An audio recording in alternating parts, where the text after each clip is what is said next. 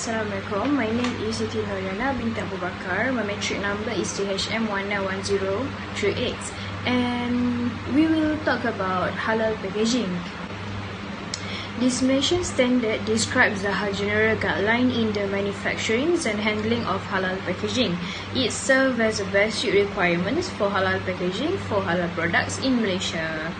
First, packaging referred in these standards includes anything in which or any means by which product is wholly or partly cased, covered, enclosed, contained, placed or otherwise packed in any way, and includes in any basket, pail, tray or receptacles or any kind whether open or closed. Next is halal packaging. Halal packaging contains ingredients that shall be manufactured and fulfill the following condition. Here are the few conditions. First, do not contain any parts of products of animals that are non-halal by Sharia law. Second, do not contain najis according to Sharia law. Third, safe for human use like non-poisonous, non-intoxicating or non-hazardous to health. So my name is Muhammad Nabi Beatan. My metric number is DHM11052.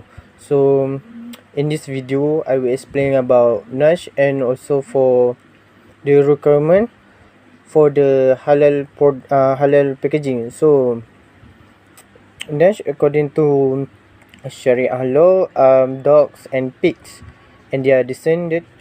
And the second one is halal food that's contamination with the non-halal. The next one is halal food that's come and has a direct contact with the things that are not halal. So this one is any liquid and object discharged from the orifices of human being or animals such as urine, blood, vomit, placenta and sperm, and also ova, pigs and dogs. So the carrion animal that are not slaughtered according to Sharia law, and also khamar, which is a food drink that's contained or mixed with khamar. So khamar is arak.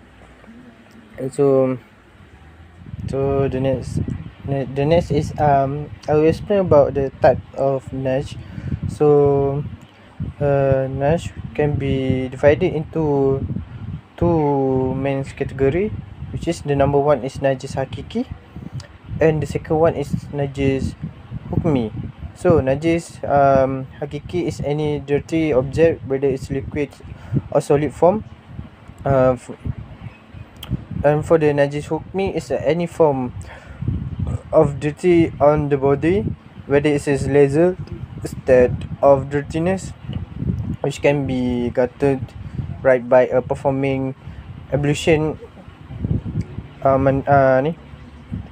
or a large state of dirtiness which can be rid of with a regular bath, or purified sand or dust when the one is unable to use water or does not have a water. So najis hukmi is any impurity that is colorless, odorless and intangible.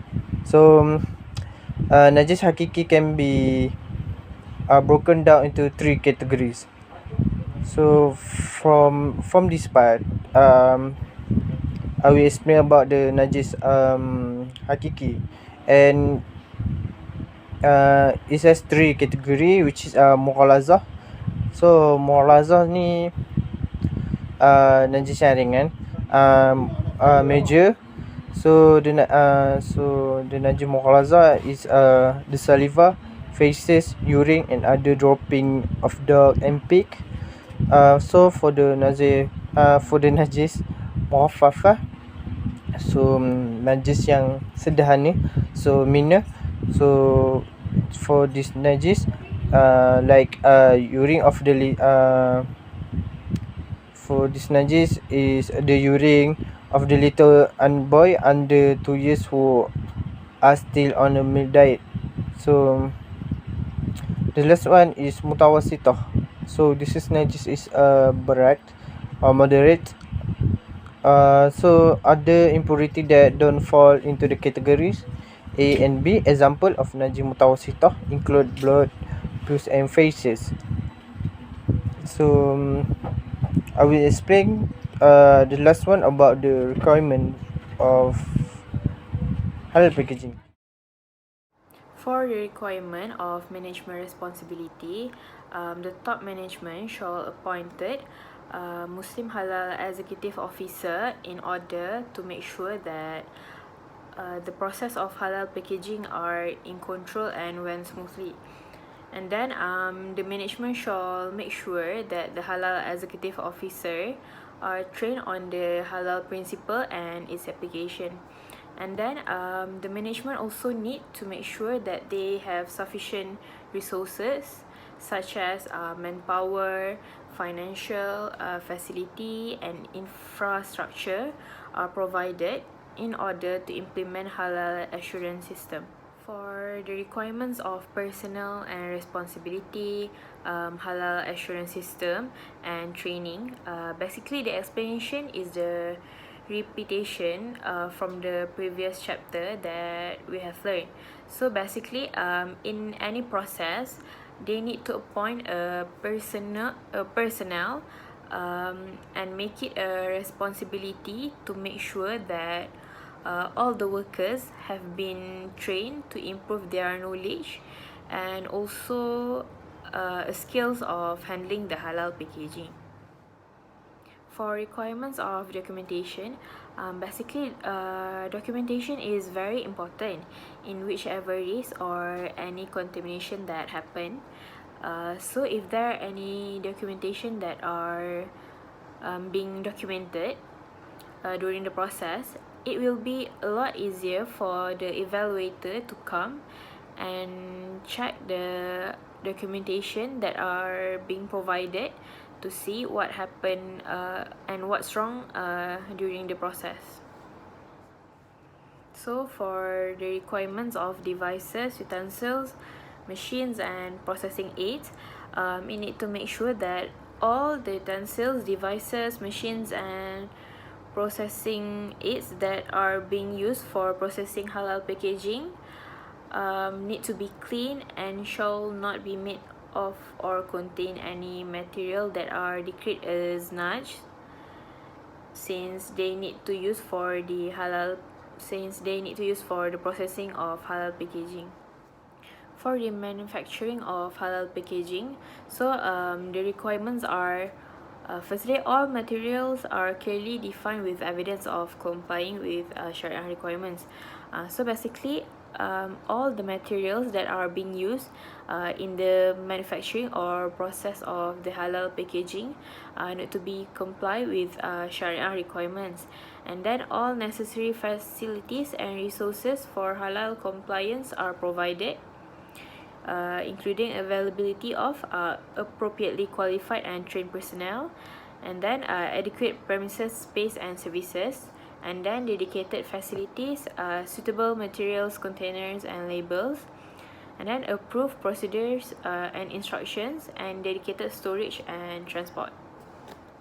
And then for the legal requirement, the product shall in other aspects comply with legislation, including other relevant requirement currently in force in Malaysia. And then for the compliance, for halal packaging deemed to comply with this standard, it shall comply with clause 4 of this standard, and this shall be verified through site inspection as deemed necessary by the competent authority. So the next one is I will explain about the requirement. So which is for the premise.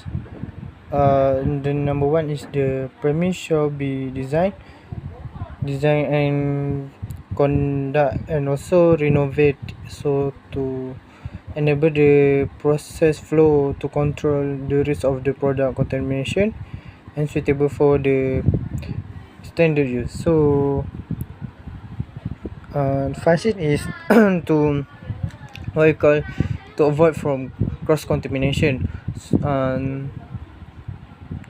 So premise is renovate like they have macam ada jarak between the kitchen, bedroom, and also the place that they want to throw the rubbish. So this is the function is. So the second one is layout of the premise shall permit properly process flow, paper employee flow, good hygiene and safety practice including protection against pet infection and cross contamination during the operation. So so the layout for the premise it must be safety, and so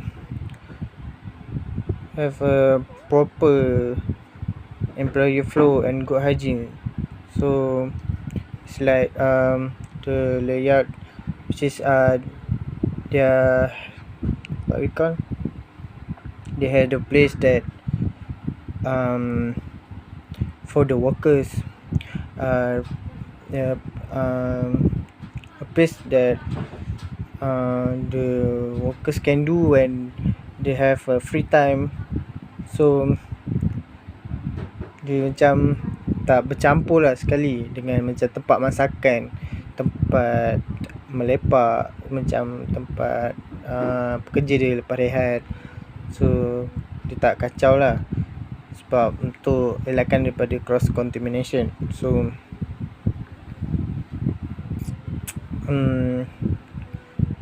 the third one is product process flow from All halal packaging that are stored, transport, display and for sale should be segregated at every stage to prevent them from being mixed or contaminated with things that are non-halal. Also, product based on najis al-mukhalazah should be stored on dedicated place.